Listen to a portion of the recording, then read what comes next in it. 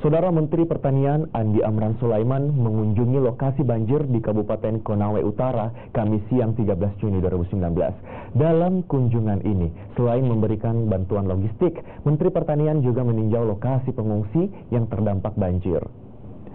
Didampingi Gubernur Sulawesi Tenggara Ali Mazi, anggota Komisi 4 DPR RI Dapil Sultra Umar Arsyal, Menteri Pertanian melakukan kunjungan ke lokasi banjir di Kabupaten Konawe Utara pada Kamis siang 13 Juni.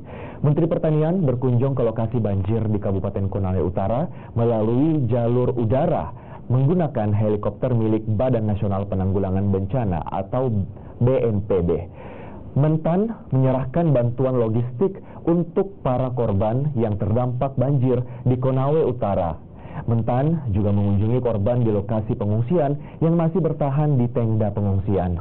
Berdasarkan data BNPB, Saudara, Konawe Utara dari 17 kecamatan di Konawe, 6 kecamatan terdampak banjir dengan jumlah warga yang mengungsi sebanyak 5.088 jiwa.